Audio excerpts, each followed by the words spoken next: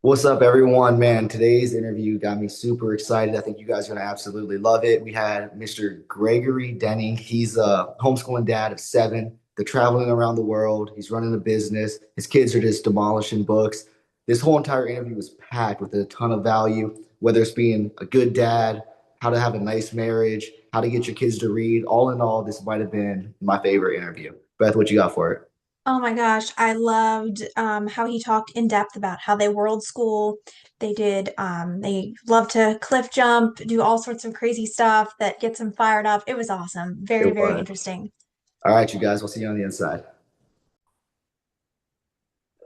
All right, today we got Mr. Greg Denning, and I'm super excited for this podcast. Greg, if you can, just give us a little bit of background, who you are, kind of what you guys are doing, and how you kind of fell into this lifestyle.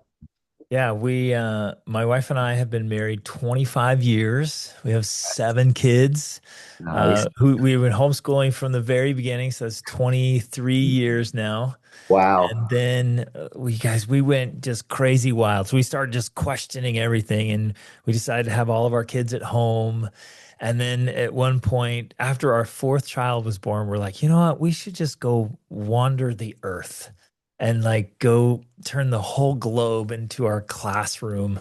And so we took our little kids and had three more kids as we're traveled around. The next one was born in Costa Rica, and the next one in Alaska, and the next one, no, it was Alaska, and then Costa Rica, and then Germany, Wow. and just kind of went into this world schooling and education and philanthropy and life and lifestyle and just thinking, why not? Why not just script out the life we want to live and just design it and draft it and make it our reality. So we had to figure out business on the road and what you guys we went out before like the internet was just barely crawling along and there wasn't social media or any of these platforms or Zoom or anything like that. So we were just out figuring it out and just loving life and cherishing family life and chasing a voracious and world-class education and lifestyle.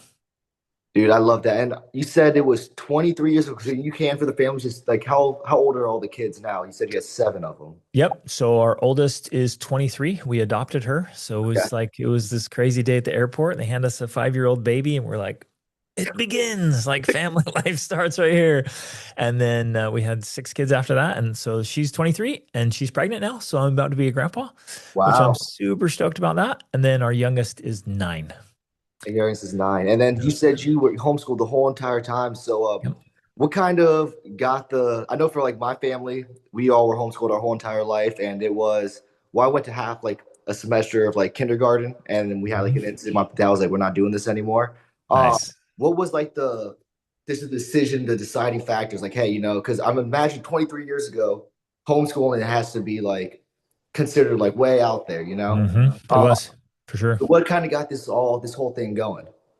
So I so my parents got divorced when I was really young, and stepdads came and went, and I left home at 16. It was kind of rough. I'm like, I'm out of here, and so I went out to figure out life, and I was desperate, like literally desperate for the secrets to true happiness and success. Like I wanted a phenomenal marriage and a great family. I wanted to really squeeze the juice out of life. And so I started reading voraciously anything and everything I could get my hands on. And when you read like that, you get exposed to all the ideas across time and space. And you start seeing in lives and how people live and how they figure things out. And you start seeing your heroes pop out of stories and villains, real life and fantasy. And we started reading and reading and reading. And I started noticing these things. And then actually, I wanted to help out. And so I became a mentor and a teacher and a coach. And so I was working in private school areas and public school areas. And I was in that whole space. And I was in education. And I thought, man, there's so many phenomenal resources that we can use to make sure we earn a truly world-class education and we can prevent a lot of the stuff that's just not working, Hmm. that a system just can't provide. It really can't. And so I'm like, why deal with the stuff that doesn't work when we can really put resources together to make things work so it's optimized so that each child can thrive with their own unique needs. I love that. I love that. Now, You said you and your wife been together for how long now? 25 years. 25 years, man, that's amazing. Now, was it something that you had to convince your wife, or was it kind of like a journey you guys went on together and just came to the conclusion together? Yeah, on our very first date, we started talking about books, and I was like, okay, she's a reader. Like, and reading was so important to me. I was like, okay, so let's, it was like, we're bibliophiles, right? So we started talking about books. I was like, okay, definitely a second date. And then I'm like, we're gonna go out every day, and we were just geeking out about learning. And Love so that. we kind of went into that decision together because she would go to the library and check out 10 or 15 books and read them all. And then I was, trying to read around work and stuff. And we were just reading these books and moving along. And so we were just bouncing ideas off of each other and realized, no, we can do this. We can pull this off. And there are other ways to do this unconventionally. You don't have to follow like the conveyor belt. No, and when you do it the unconventional way, it allows you, like you said earlier, to really fit the needs for every single child. I'd Exactly. imagine with 7 kids, there's got to be a wide variety of personalities throughout all of Absolutely. them. Yep. So when it comes to it, what do you guys kind of do when it comes to like pinpointing, hey, this one kind of learns a little bit differently, or hey, this one lights up when we talk about this one doesn't like this. How do you guys like go about just bouncing back and forth between the 7 kids and getting them that education? Yeah.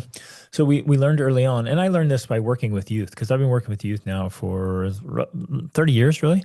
Wow. And and all over the world. So I've traveled extensively now to, I don't know, somewhere around 70 countries. And so I've worked with youth and families literally all over this planet.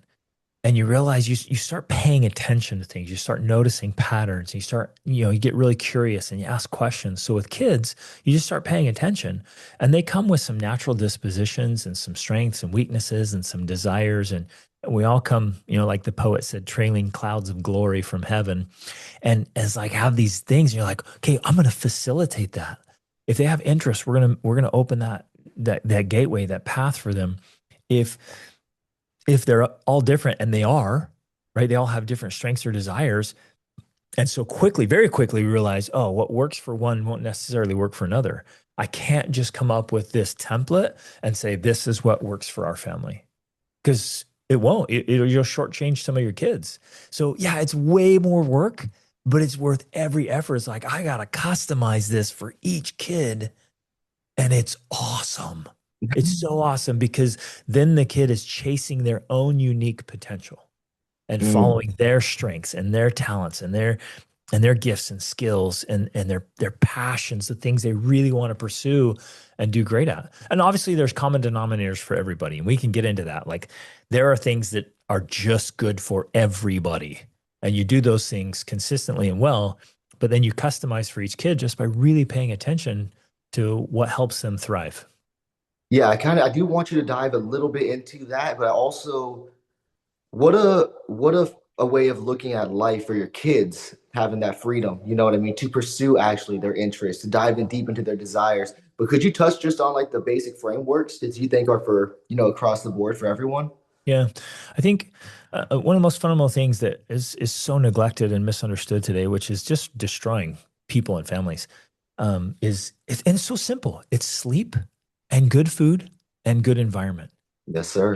And people are not sleeping well. Like it's crazy. Like it's crazy how important sleep is. Like the number one factor. Whenever anyone comes to me, and we get this all the time, daily, it's like, oh, this behavior problem, this challenge. I'm like, well, okay, let's look at your sleep. How well are you sleeping? Oh, there it is right there. Go to sleep and sleep well. And there's a lot to that, right? Getting off the screens and not eating too late and making sure your environment's solid and dimming the lights and all that stuff. And then getting good food. The world is ironically, we have more food than anyone could ever eat. That's why we're so unhealthy. But it's not food. It's not nutritious. It's not healthy. And Mhm. so with full bellies, we're completely undernourished. It's And amazing. most humans are not getting enough protein and enough fat, healthy fat. Mhm. And so we're living off sodas and garbage and chips and French fries and all the junk, and that totally affects our behaviors and our brain and our bodies. And so we're literally living in perpetual self sabotage just by not eating well, sleeping well, and keeping a healthy environment. So if we'll go to sleep We'll eat good food, good healthy food, natural source, like whole food, and Hmm. and make sure your environment is as toxin free as possible. Bro, it makes life easier. It makes parenting easier. It makes home education easier. Like everything gets better when we're healthy. That just makes sense. But those are the big, big stumbling blocks for most people. No, and it's crazy because those three right there, you would think would be kind of like common sense, but the world has it so twisted right now, and everybody's kind of just, they're programmed to run into the gas station and just grab a bag of chips off the shelf. You know what I mean? Yeah. They're Netflix. We did an interview. Beth, what was his name again? I'm sorry. It was a great interview. Grossman, I forget his first name. Oh, yes, David. Yes, and he was a retired Army Ranger, and he said Netflix. They said their number one competitor is sleep. Do you know what I mean? So these things they're Exactly. designed to keep you Yep. awake when we know the benefits of getting a good night's sleep, what it can do for you. Yeah. Now, when it comes to eating healthy, I do kind of want to dive into that just a little tiny bit because that is one of our four pillars here. You would think that it's easy to understand like whole foods and that you need proteins, you need those healthy fats, and that our plate should be, mostly meat, at least from my perspective, with your veggies, your fruits, whatnot. But if you could just like a basic framework for like a healthy diet for a homeschooling family out there, they're not traveling all the time like you guys, so they're able to go to the store, they're able to stock their fridge. What is it going to be for you? Yeah, absolutely. I'd love to share it. I actually geek out about this. Um, so I'm 48 years old. Dude, you look Um, like you're 30. I'm gonna be honest. I have had visible abdominal ab muscles my entire adult life, right? And I only share that not to boast, but like results don't lie. I'm in phenomenal shape. Yep. My family is that. My boys are all rocking six pack abs. We hit our gym every morning, and wherever we're wandering on the earth, we get in phenomenal workouts. If it's in an apartment balcony in some big city, or poolside in Turkey or Egypt or wherever. But here at our home in Europe, we have a home gym. We went in there, we hit the weights hard, and then we do martial arts. So this Love morning, it. my son and I were just pounding the crap out of each other, right? Just preparing, just being tough and ready for real life. And then so we eat most. So again, the whole focus is like get your proteins in. Proteins are the Mhm. building block for muscle. So we eat a lot of grass-fed meat or organic meat, Yep. um, eggs, free range eggs. It's like nature's multivitamin. And Yep. the human body uses cholesterol to make hormones. So a man's body produces testosterone between, like 11 p.m. and 2 a.m. So we got to get to sleep Yep. before night. And a woman's body creates, progesterone, estrogen, and like three or four others, right?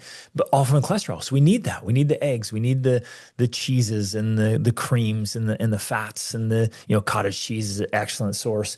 And then good fruits and well fruits because what we mostly call vegetables are actually fruits. The zucchini and the squash and the cucumbers and the all that good stuff. Yes, Um, sir. so that's what we're eating. And our rule in our house is it has to be delicious and nutritious. Like Dude, we're not that's eating disgusting stuff, but we're not ever eating anything that's not good for us. that is amazing. That's amazing. We did an interview with AJ Richards, and he kind of went deep just a little bit like you did, where he has, I think it's called what's it called again, Miss Beth? I'm blanking on Oh it. no.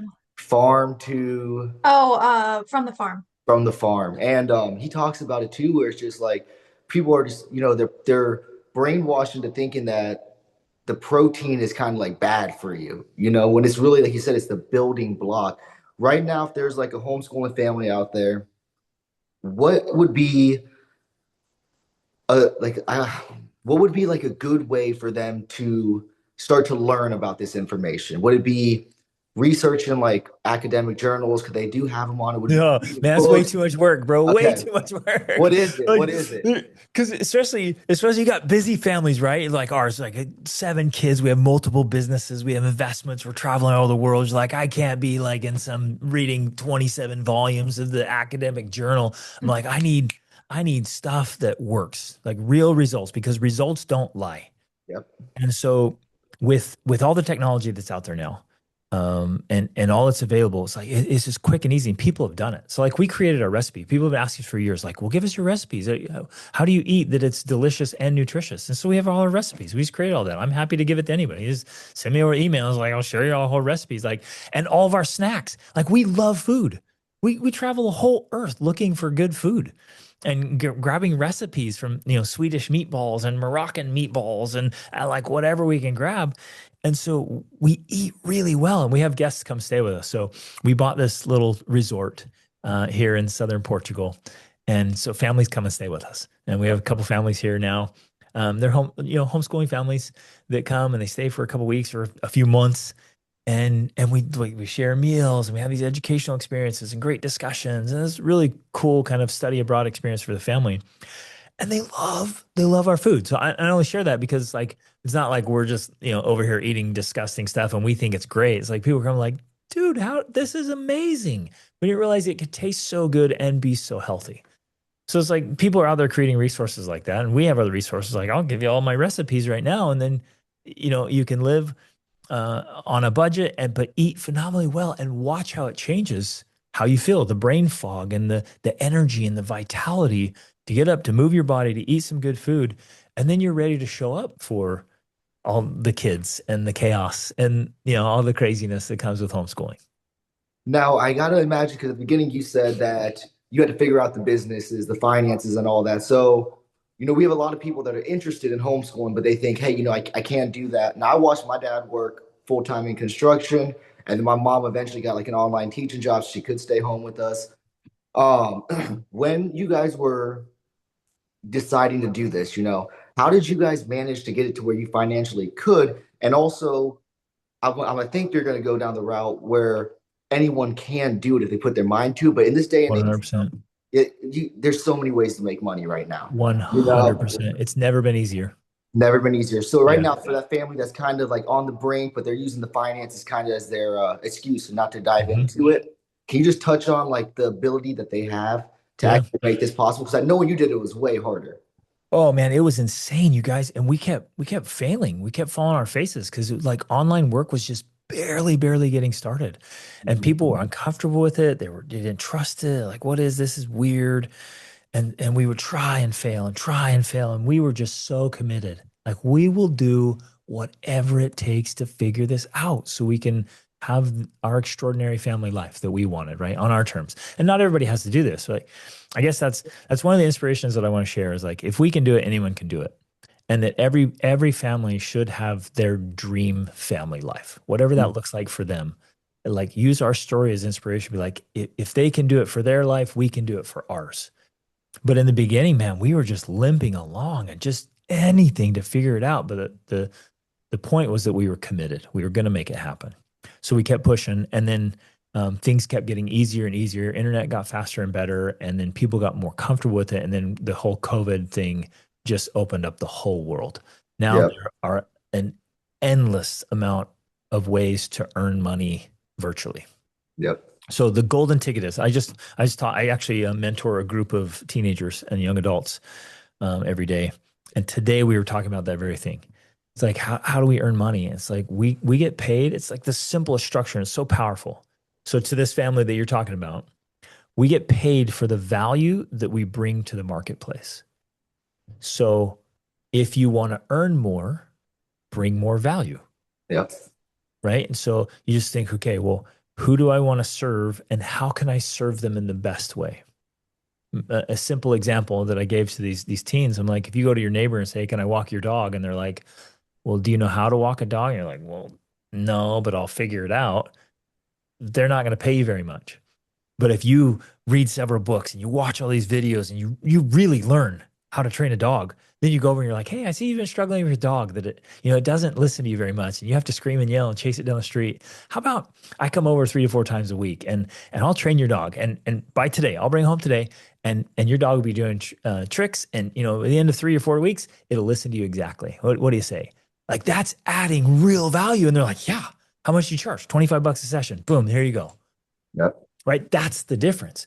And so wherever your gift is, wherever your talent is, wherever your passion is, however you want to add value to the marketplace, is like, what would people gladly pay you money for that you could become really, really good at.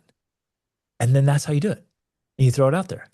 I mean, there's some pieces you have to learn along the way, but it's 100% doable. And I love this time of life because people can literally design and create their own unique lifestyle.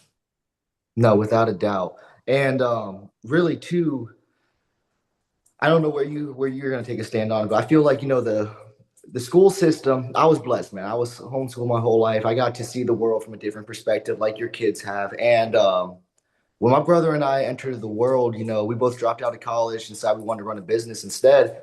We didn't look at it as this like thing we have to. Oh, my dog's jumping up on me. Bella, get down, girl. We didn't look at it as this like, oh, huge thing. We simply looked at it as like, okay, there's going to be a problem that's going to arise. We already know there's going to be problems going to arise. The quicker we can find the solution to them, the further it's going to push us along, the easier it's going to be. So Yeah. we went into it with the open mindset. All right, there's going to be things we're going to have to learn. The industry we started in, we knew nothing, dude. We didn't grow up on boats. We've been on a boat maybe 5 times. We grew up in the woods out like West Florida.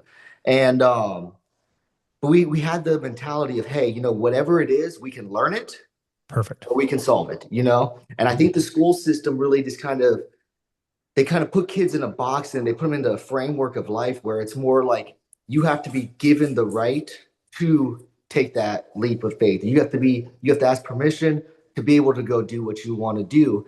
So when it comes to the kids, when parents are homeschooling them, what are some things they can do to kind of make sure they open the doors for that perception in the way they see the world to where they understand that, like you said, whatever you're good at, whatever you're blessed at, what are some things they can do? Is it like positive encouragement saying, hey, no, you're good at this, or is it allowing them to fail? What is it that homeschooling parents can do to make sure the kids understand that the world really is their oyster? And it's just a matter of them becoming better, learning more, and then, like you said, solving problems and bringing value.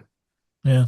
Unfortunately, one of the big problems that we see often is that in an effort to do school, parents will inadvertently bring that school system into their home.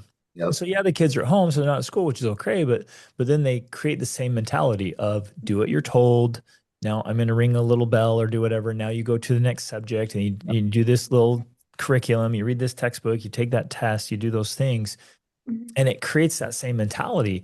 And if they mess up, the parent, hey, don't mess up, or oh, you failed, what's wrong with you, oh, you did it wrong. And so the kids are like, well, I'm not going to fail. Clearly I can't make mistakes here without consequences, and I'm supposed to just wait around until do what I'm told and ask permission to try things. So I'm not going to do that. And so we inadvertently um, create the wrong mindset. So the golden ticket is to support and encourage our kids, to introduce them to new ideas, to allow them to pursue things, knowing that they're not going to finish every path they start on, Right. that they're going to make lots of mistakes. That they are, and this is important, and I had to learn this one the hard way. They're going to cost you a lot of money, a lot of money. They're going to break a lot of things, destroy a lot of things, waste a ton of money on things. And I'm like, what an educational journey. And the most important piece, ladies and gentlemen, is that we have to lead the way. Like if I want my kids to become phenomenal adults and human beings, I have to lead from the front. I have to show them by chasing my own dreams and goals, Mhm. by running my business and doing it kind of quote out loud so that they see the processes. I talk through, oh, I'm struggling with this challenge, and oh, bumped up against this, and oh, here's how we're solving this problem. I'm literally mentoring them, teaching them. So when they jump in their own businesses, they're going to have this massive advantage already. In fact, they already are. They're earning way more money than I did their age. They're just killing it. They're all set up to be successful entrepreneurs. It's so Love it. exciting. But you keep teaching them and mentoring them and guiding them. And if they want to try something, okay, go for it. And here, let me give you a little feedback here. Let me give you a little coaching, mentoring. Here's how this works, and watch out for that, and kind of see some things ahead of you. Watch out for these potholes in the road of business and life, and all the while making sure they're earning a world-class education. I can't emphasize that enough, brother. Like one of the saddest and most frustrating things we see is that many people opt out of the system, which is great, but then they don't have like really big targets for what it means to earn a world-class education. And the level of education that we help our kids earn and that we ourselves earn will in a great way determine the quality of our life. Yep. It'll determine the quality of our relationships, our health, our wealth, like our potentiality, what we end up doing in life. And so we just can't afford to be ignorant about what it means to be educated. And we can't just pull out and not do school and then do nothing. And we've met thousands. I mean, we've wandered all over the earth. So you can imagine all the homeschooling, unschooling, world schooling families we've met. And it's mostly good people. But a lot of them have created their own little prison and their own little bondage. They've created their own cage and that inadvertently created their own limits. They've put ceilings on themselves and their kids by not pursuing a genuine world-class education. So what Now, I always oh, go go ahead. ahead. No, go ahead. Go ahead. Go I ahead. said what I always teach is like there's never a graduation from education. So I still read a book a week. I'm 48 years old, multiple businesses, 7 kids. I still read a book a week. I'm still learning voraciously. And that what a great role model for your kid. And that's exactly kind of what I was about to just say right there. For me, education doesn't stop. You know what I mean? We shouldn't look at it as you graduate college, you graduate high school. And from what you've already said so far, you know, when you're teaching your kids about health, eating right, moving, doing all this stuff, you're educating your kids. When you're teaching them about your business, when they're reading their stuff, you're educating. But you said world-class education a couple times. Could you just go ahead and just like define what that looks like, or when you're saying it, kind of what you're saying with it? Yeah, absolutely. And this is something so I have my definition and I think everyone needs to have their own working definition of it and it'll evolve, but we have to be pursuing that at least. We can't just slip into this thing of like, well, I checked that box, so now I'm quote educated. It's Mm. like that just never that's never a reality. And so if we start reading and studying biographies and autobiographies and looking at people, it's like the the deepest education and the most holistic, meaning whole life. So for me, it has to be whole life. It can't just be one aspect because then you're like a one-legged table or, you know, even a 2 or 3-legged table. It's like, it's not very solid, man. You got to get a whole life education. You have to read and read voraciously or listen, right? We have kids that have reading and disabilities. Our daughter had severe dyslexia. And so we got into Audible. And, you know, we have, I think, 1,200 books in our Audible account right now. Like we devour books through, and I've got, you know, I think we have maybe 3,000 books in our house. So we're having it around all the time. We've got books to read in the morning and then during the day and in the evening, we bookend our day. So I'm reading in the first thing in the morning, I'm reading last thing at night. And we're reading from the great classics. So I think that's a non-negotiable. Like the Mhm. timeless books have to be read and reread. And for me, this is my working definition. There's 1,000 fantastic books that is the beginning of the foundation of your education. You guys with me on that? There's Yeah. 1,000 fantastic books that are the beginning of a great education.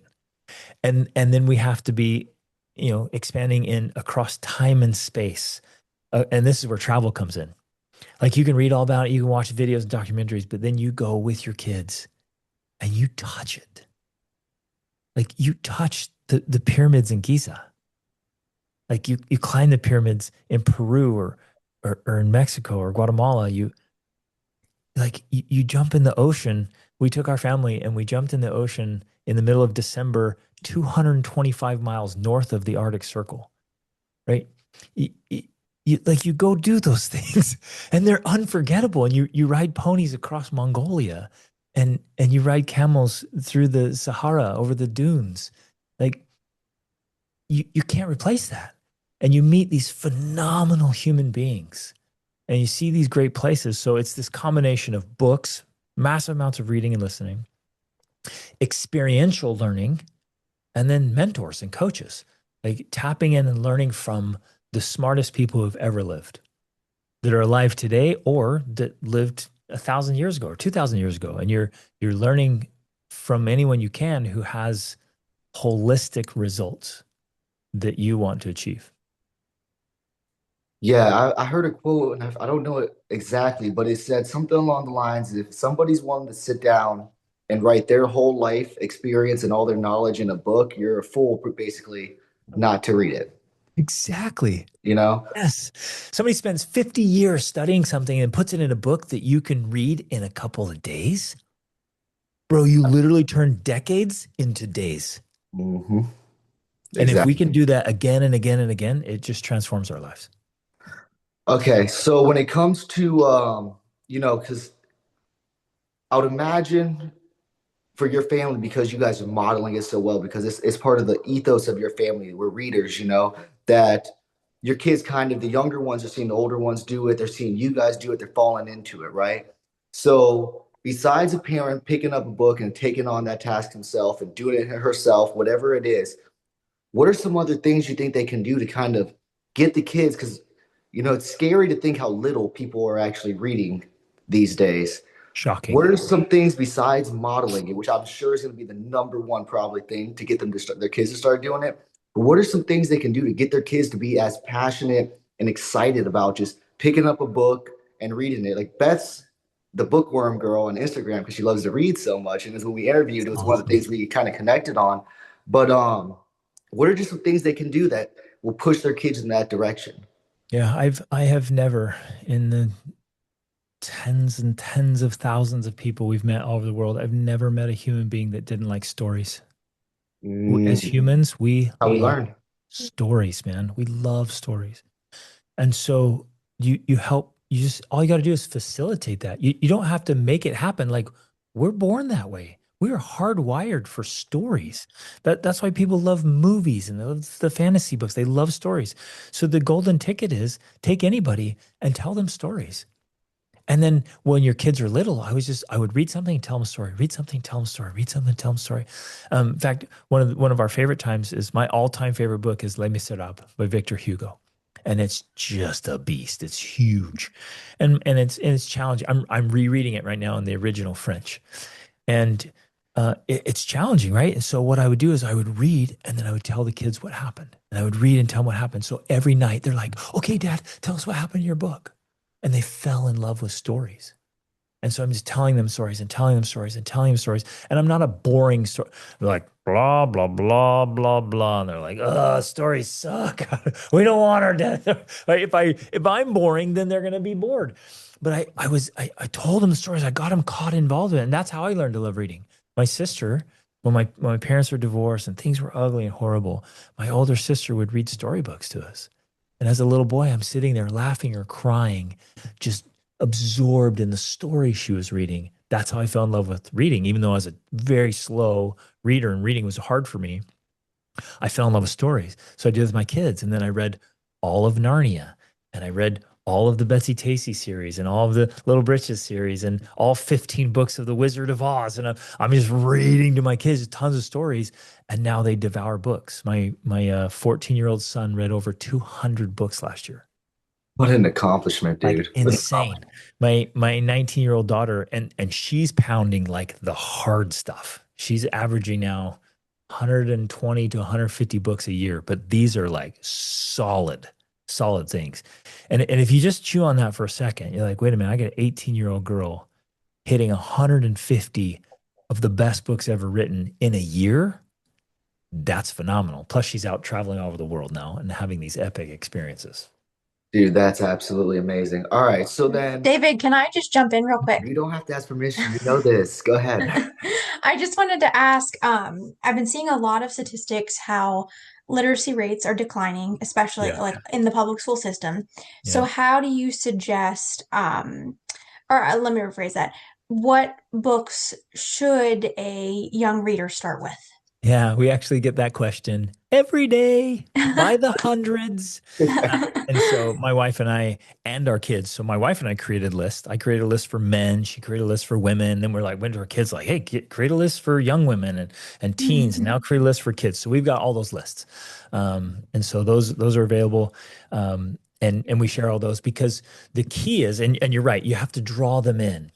If I say, hey, sit down and read this boring textbook, they're going to create this association with reading of like, reading sucks. Like, no thanks. I'm going to get back on my phone. Yeah. But if you give them the right books and say, hey, just give this a try, and they get in there like, that was amazing. Right. And they're being entertained. But if you give them books that teach life lessons, they're being instructed, they're being mentored, they're being coached while they're being entertained. Those are the Mhm. best books ever. And they're literally having life altering experiences in a very entertaining book. Then they step out and they're like, I want to be like that character. I want to live my life with integrity and honesty and courage. That's the caliber of man or woman I want to be. That's the kind of marriage I want. It's so powerful. I love that. That's a great answer. Thank you. Yeah. Anything else, Miss Beth? I'll come back. Don't worry. Good, good, good. Can I add a couple things that I just thought of? Yeah, go Um, ahead. so learning languages is critical. I got to add that in there. So Okay. learn another language. There's things that can only be had that can only happen in the brain by learning another language. And Mhm. so all of our kids are learning new languages. I committed to become fluent in a new language every 5 years. Wow. I just boom every five. You just work on it for 5 years and then change, get into it, and just keep going through languages, and then learn a musical instrument. Mm. There's something magical about learning music and practicing an instrument and creating music in your own home. So our kids are playing the ukulele and the guitar and the piano and practicing Spanish and French and Portuguese and German. You're just integrating with language and music and life and books and experiences and going out trying hard, challenging, crazy things. Jumping off cliffs, and we took our whole family skydiving, and just recently we went and trekked through the Himalayas, and just epic stuff up in the Himalayas. And then we went and did the highest canyon swing in the world and the second highest bungee in the world, right? It's terrifying, but so transformative. And so you see, I'm just trying to paint this picture of all the pieces of like between going deep with a beautiful book and then learning a new language and connecting with a new place and new people and culture and religion and then facing your fears and your challenges, and like that is so mind, body, and soul developing that it's an incomparable experience in a great way for real holistic education. All right, two things I kind of want you to expand on there. One, selfish question. I've been wanting to learn Spanish, right? What's the best way to learn a new language? Find an app that you like Okay. to learn. Okay, so let me back up. There's about 1,000 words that are the most common words in any language. And if you can learn those words and memorize them quickly, then you can get 70 to 80% comprehension. Just 1,000. Really? Okay. Now, check this out. If I offered you $1 million, how quickly could you memorize 1,000 words? I'll get it down pretty fast. Dude, so fast. In a week, you could do it. Like, so if there was real pressure, you could memorize 1,000 words in a week, and that would give you 70% comprehension. That's It's why. insane. So the capability is there. So get an app, put in the time, something you like. So you're just getting words, you're hearing it over and over. Then start watching movies in it, listening to books. That helps. And then you can hire tutors online for so Okay. cheap. So you get a native speaker from Paraguay or Guatemala or whatever. It's $7 to $15 an hour, and you're conversing with a native. And man, you go so fast. You do that twice a week, and then go live there. The best way is just go immerse yourself. A la fuerza in Spanish is what we say. And that's what I did. I went to Peru and I was like in the deep jungle. Nobody spoke English. I'm like, okay, either I learn Spanish or this is gonna suck. And so I learned it fast, right? But that's it. You do deep immersion and do that with your kids, man. Take your kids and go do that. It's life changing. It's so cool.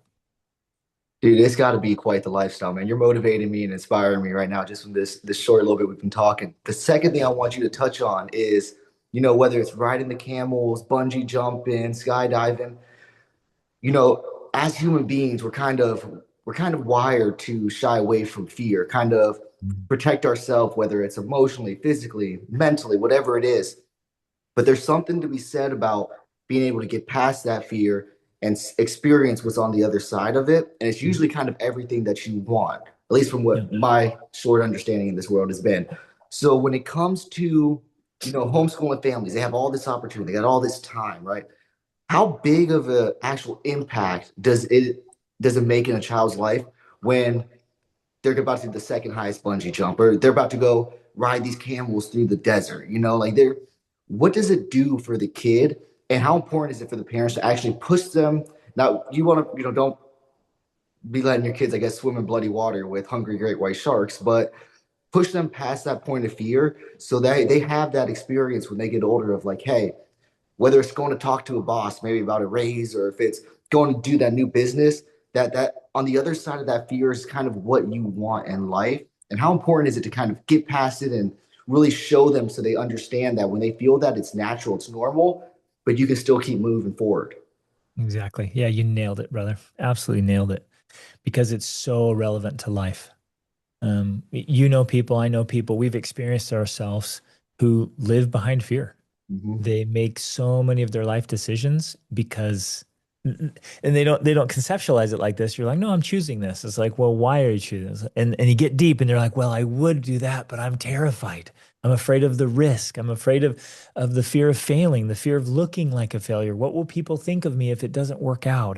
And so we're choosing constantly to hide behind our fears and let fear be the driving force of our decisions in life. So when you go out and you face things that are actually safe but seem life-threatening, like skydiving statistically is very safe. Bungee jumping, extremely safe.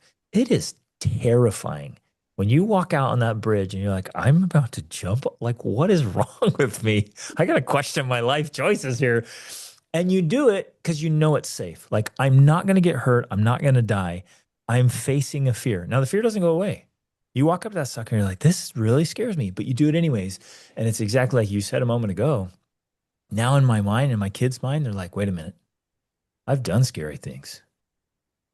When I know it's the path I want to go down, but I'm afraid, I don't let the fear stop me. Now, in that process, I teach my kids about risk and risk management. Like Mm-hmm. we're cliff jumpers. We love to jump off anything high that has a body of water below it, but we're insanely safe. I mean, we've jumped off literally thousands of times all over this planet and never had any incident ever because I drill safety into my kids. Like we're never doing it if there's any risk for real injury or harm, right? So you teach them to manage risk. And then you can do that with everything in life, man. Whatever situation, whatever experience you want to have, whatever business you want to start, you can manage risk, face fear, and exercise courage and move forward in the right direction. I love that, dude. And I like how you said too, the managing risk. What a skill to have when it comes to just life in general. It can apply to jumping off the cliff or to taking on a new business venture. You know what I mean? Being able to actually manage that risk is one of like those skills or traits that is really a life separator at the end of the day. Um, I do want you to touch on the formable family man, and I kind of want this next little section here to be kind of geared towards the dads. Yeah, Because great. right now in society we have, at least in America, there's this constant wedge coming into the family, trying to separate the family. Mhm. And for me, my greatest role model is my dad. Like That's awesome. we have some different philosophies when it comes to things, but at the end of the day, like there is not a man in my life that I just watched every day just be the man you're supposed to be, you know? So That's really awesome and rare. it is, but I kind Yeah. of want to bring it to everyone, you know what I mean? Because every guy has the potential to be that dude for their kids, I Yeah. believe. Yeah. Um, so really with the formable family man, and then kind of with your experience and what you're doing, if you could just talk to the dads, Yeah. about how important is he actually in those kids' life? Absolutely critical. Absolutely critical. So my dad split when I was really young. I had five stepdads. None of them, I think I want to give them grace. I think they were doing the best they knew how, but not one of them stepped up to show me what it looks like to be a man. So as a teenage boy, I was like looking around, like, what am I supposed to do? Like, who am I supposed to be? One day I went to a buddy. I'm like, hey man, I'm kind of embarrassed. Like, I don't know how to shave, bro. Will you teach me how to shave? He went in and showed me. I'm like, that's cool. How'd you learn that? He's like, my dad taught me. I'm like, oh man, wish I had a dad. when I wanted to start dating girls, I was like, what do I even do? Like I knew nothing because I didn't have the role model. And so that experience, that desperation said, my kids are never going to experience what I'm experiencing. Like I'm going to figure this out. And so I had to work harder on me than I did on anything else. I had to become that man. And I had to figure out the hard way because I didn't have the model. And then I started meeting good men and started picking up pieces here like, oh, that guy, that was solid. I want to be like that. And I meet someone else, be like, oh, I don't want to do that ever. And then meet somebody else like, okay, that man, the way he treats his wife, the way he treats his kids, the way he treats people, I want to be like that. And so I had to work hard on myself. And I realized that like nothing would get better in my life until I got better. I love And that. I had to stop playing the victim, right? I was the mayor of Victimville. Like, oh, but it's my parents' fault, it's society's fault, it's everybody else's fault, excuses. I had to lay that all aside and be like, if I'm going to become a man, I've got to become a man. I got to own it. And so then being a man and showing up, especially in our society, like you're talking about, masculinity is being attacked, families are being wrecked. There's so much confusion out there and misinformation about it. But the true masculine is so desperately needed in the home and in society. And we have to level up and be the kings in our kingdoms, right? And take ownership and take responsibility and accountability and level up and the six things, right? Physical, mental, emotional, spiritual, social, and financial. I got to level up in all those. You're like, oh man, that's a lot. And I get messages sometimes like, don't you feel like that's too much pressure? Like, no, man. That's what being a man is all about. It's like I eat pressure for breakfast and a little extra for dessert. Like, let's go. Men are built for that. So take on the pressure and show up. Do the dirty work. Do the hard work. Like we started traveling, you guys, when our oldest that we adopted, she was 4, and my wife had just given birth to our 4th child. So we have 4 little ones. We started traveling. You know what traveling looked like for us? Me carrying tons of luggage and kids simultaneously. Like it was insane. We go, and I wanted to be out in the outdoors, right? So I want to go hiking. Well, how do you go hiking with 4 little ones? I carried them. That's how. And it was grueling. It's like the hardest workouts ever. Like this was like hardcore military style crap, just carrying all these kids and all their stuff. But I was happy to do it. I was thrilled to do it, to carry the load like a man and take them into it. So the whole way I'm learning to master my emotions. I'm working on my education. I'm staying in fantastic fitness and health, right? Learning how to love my wife, how to apologize quickly, how to make sure she and my kids feel emotionally safe and secure, right? And then how to earn a great income without neglecting my kids. I could work 60, 70, 8 hours a week, but then I'm not being a family man. I'm being only a businessman. I'm like, wait a minute, how do I figure out how to make a phenomenal income working 20 to 30 hours a week? And to do it from home. And if home is anywhere in the world I want it to be, right? You start asking the hard questions, start coming up with the answers. And so you got to do that. So anyways, I created Formidable Family Man and I wrote the book, published that bad boy. Super excited about that. Just telling my story.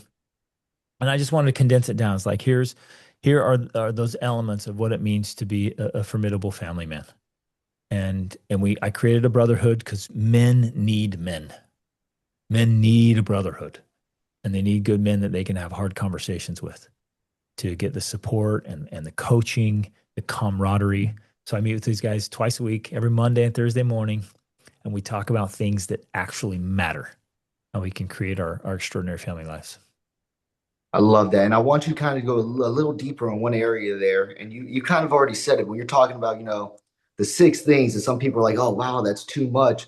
Something tells me that there was a point in your life where you felt like it was a lot, but you reframed it towards Mm-hmm. where you're going Mm-hmm. compared to allowing the victim mentality, like you said, to Exactly. overcome you. Exactly. Yeah.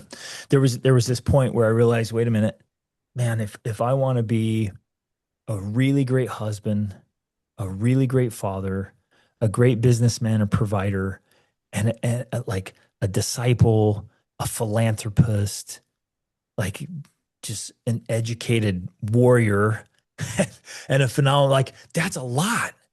And I remember feeling the weight of that. It's like, wait a minute. If I actually want all that, I have to become really good at a lot of things. And that was overwhelming. Like it felt crushing.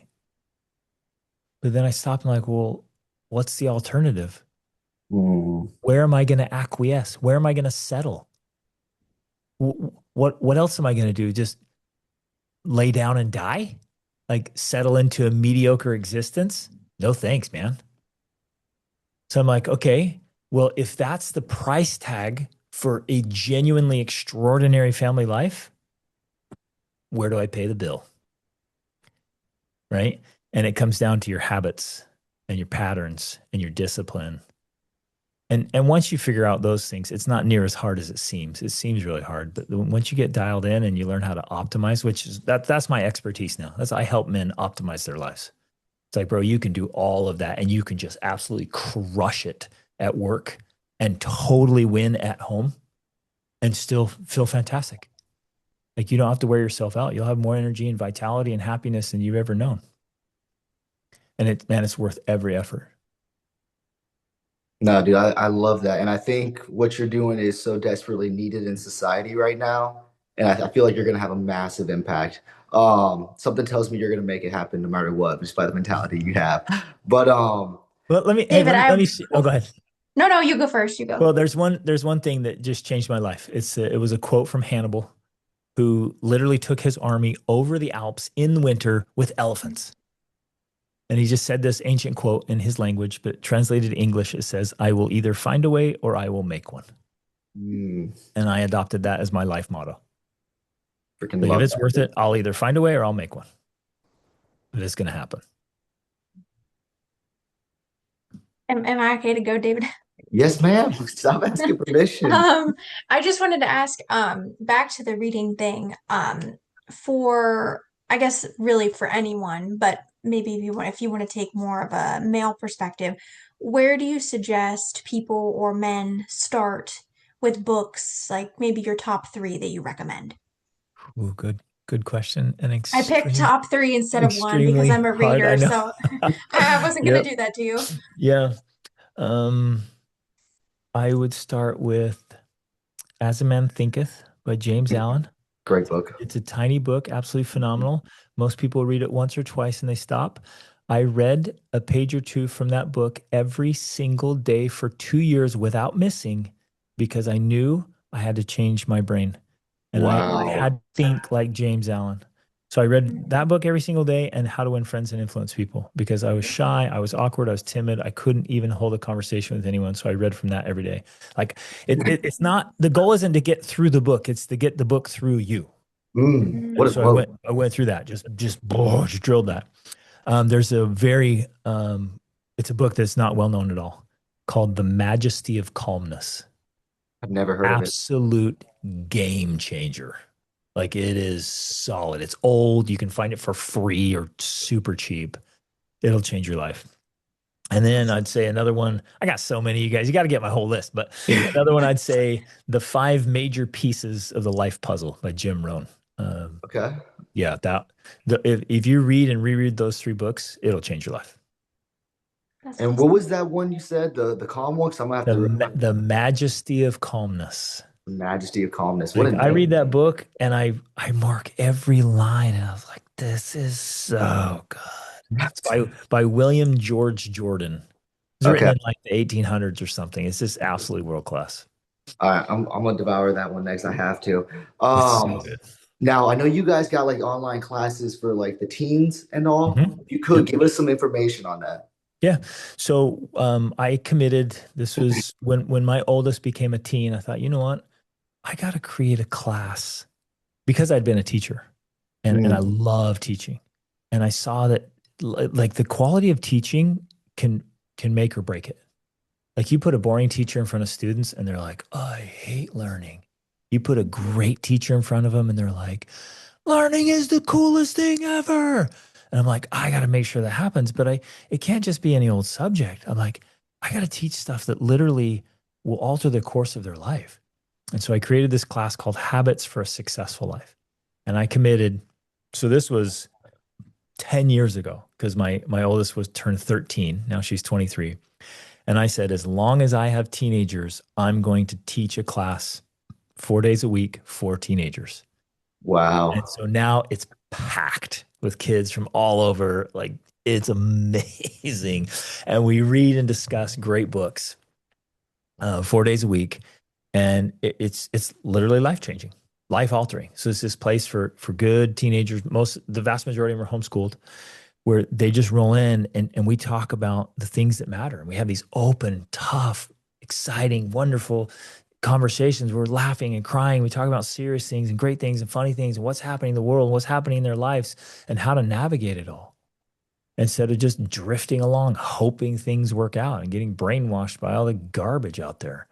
So that's what I do. That's the one thing I do for youth, and I love it, man. I do it for my kids. It's selfish because I have teenagers still, but we got a huge group of wonderful teens that are in that class every semester. You think you're going to carry it on past when your teens are moving on? So my youngest is 9, so Okay, I you got still got 10 some years, bro. time. I got 10 years of rolling still.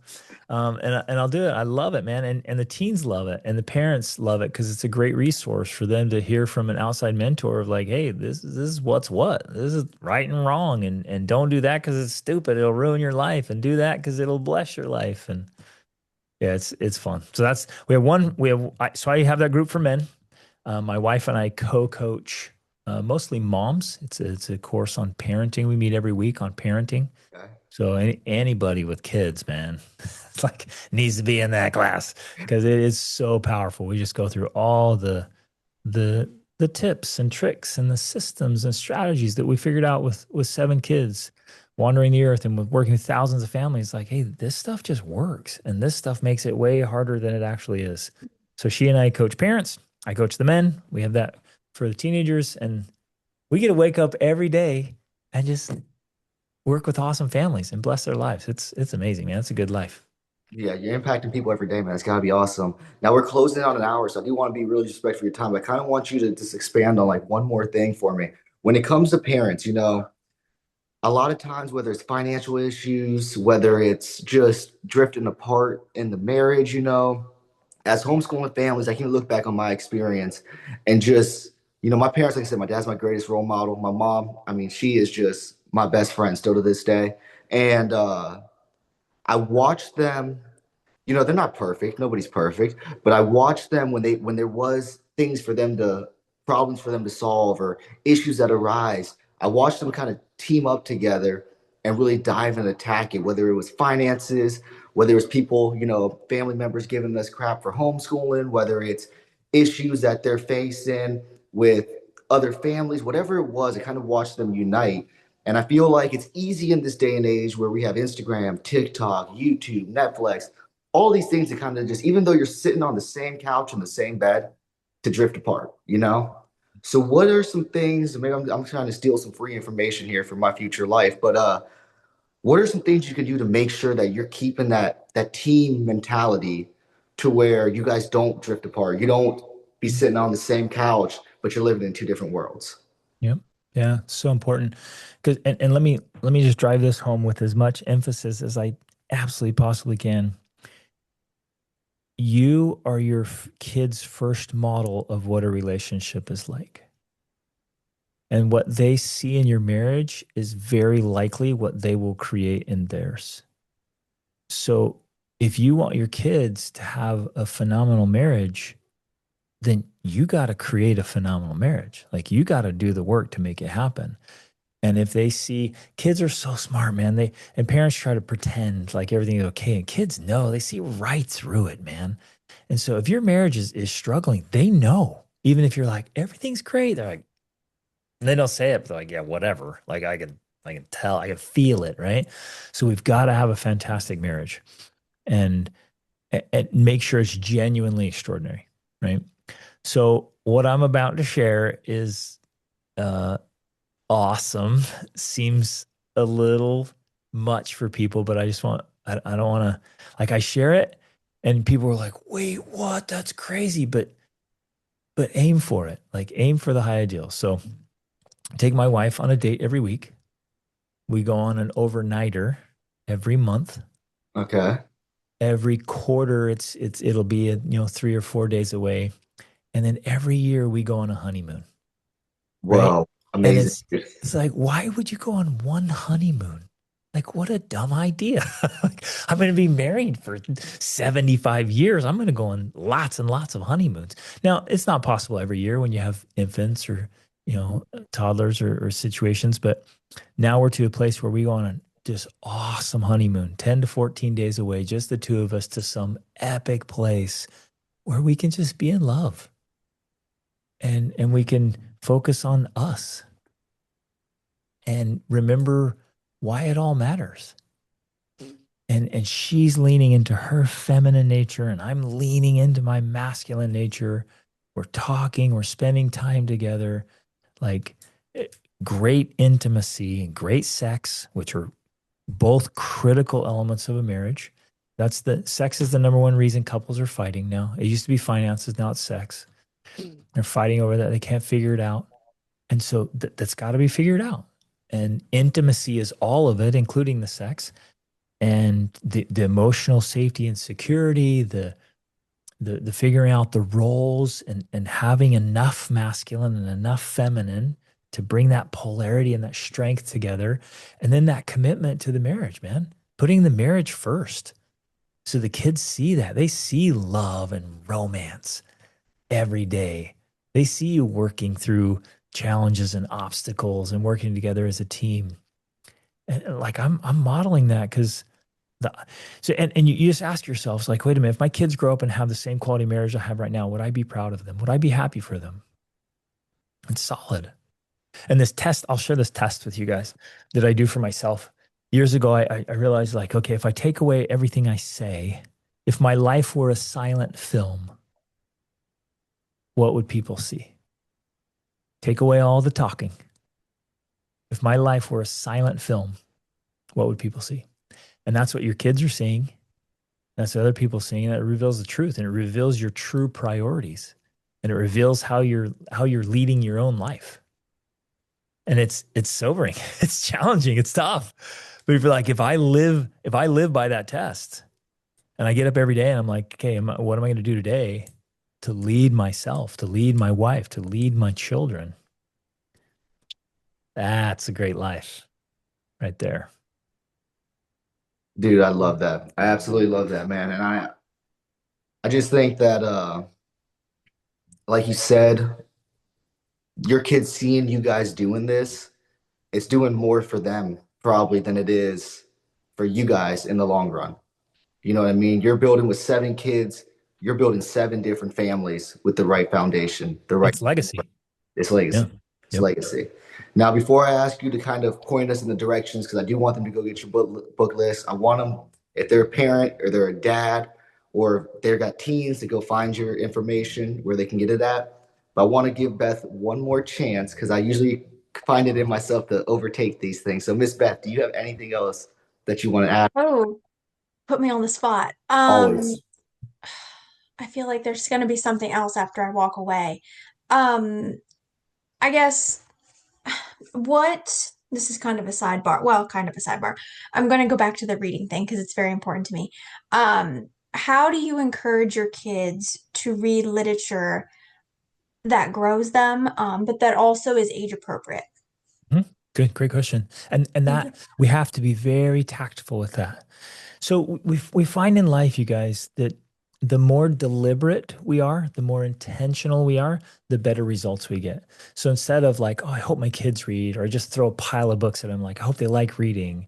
It's like, wait a minute, let me put a little more effort into this and lead them into a love of learning and gradually lead them into better and better books. And so you start with books that are like very engaging and beautiful story, but are teaching life lessons. And then you lead them to the next one that has maybe more life lessons. And then eventually you're leading them along with like, I love this, I love this, I love this. And then you pick one, you're like, hey, this one's going to be a little more challenging. It Mhm, might be a little more personal development. It mhm. might be a little bit harder. But watch. And so we'll even over the years, we'll even be like, hey, this one's worth $10 or this one's worth $20. And people are like, wait, you pay your kids to read all day long I will pay my kids to read because that's true for life. The more I know, the better I get paid. Yes, All sir. right, Mhm. you get that education. So Good. we lead them into that or incentives. Sometimes they don't care about money. I'm like, hey, you know that Lego set you wanted? Read this book. Read these couple of books. Read that. And they're Oh, like, that's oh, great. I'll totally do it. But I'm not gonna have them jump to something really hard and really boring that they'll be like, Hmm. man, just no. I'm leading them there. Hmm. And this is so critical, you guys. Everybody listening is so critical. If we jump there too soon, it backfires and it actually pushes our kids in the other direction. Yeah, But if you lead them there carefully, who knows when it happens? It's different for each kid. 15, 16, 17, 18. At some point, they light on fire and they are devouring the best stuff hmm, yeah, more than you and I. Like my daughter and my son are doing right now. They're just blasting through heavy, meaty, like the most important things that were ever written. And they're just plowing through that stuff, planting those seeds in their heads and tackling it. It's because we led them there with a deep love of learning. that's And great.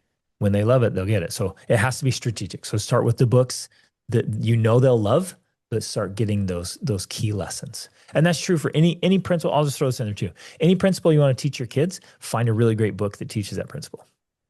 Mm, that's great. Yeah, that's amazing. Thank you very Yep. much. Yes, all right, man. Give us where they can find the recipes, the books, and the Yeah. courses, the community, whatever you have, the Yeah. coaching. Let us know Love where it. we can find it at. Yeah, we got tons of stuff because we wake up every day just excited for this. We live part of our life mission is just to help families just create their own unique, extraordinary family life. So Instagram and Facebook, it's greg.denning. And then my wife's is World School Family. So like homeschool, but world school. So World School Family. Our website is extraordinaryfamilylife.com, and you can find all the resources there. I have gregdenning.com and formidablefamilyman.com is where they can grab the book, find out about that course. But yeah, we have the resources for moms, resources for dads, and resources for teens. And then lots of other resources my wife created. She took all of her charts and systems of how we organized our whole life, homeschooling, chores, traveling around the world, all this stuff. And she created all of that. And she's just like, here, it's done for you. I already did it. Here, just take this and implement all the. It's how you get your kids to do chores and how to help out and how to lead their own education and how to have good habits. She created it all. And so that resource is available. We just want to help as many families as humanly possible. So that's what we're doing. That's how you can find us, and we're happy to help. Just ask your questions. We have two podcasts. I have the Formidable Family Man podcast, and Rachel and I do the Extraordinary Family Life podcast. Love to answer questions and help out any way we can. Dude, that's beautiful, man. That's beautiful. And I'm gonna be selfish. So I want to either get you and your wife back and actually talk about the systems one day Yeah, because that's gonna be massive. I feel like I kind of got carried away in this one. I got super excited talking to you, so we kind of went a different direction. But those systems are gonna impact people. But even just what you guys are doing, man, you guys are gonna make a massive difference. And I really appreciate you taking the time to hop on here. I know with 7 kids, you guys got to be insanely swamped, businesses, everything else. So you taking an hour to come talk to this man, it means a whole lot. yeah, appreciate it. Love, Yes. love what you guys are doing. It's awesome. It's so important. That's sir, my man. All right. Well, I guess that's that, man. Thank you so much, dude. Okay, thanks, guys. All Thank you so right. much.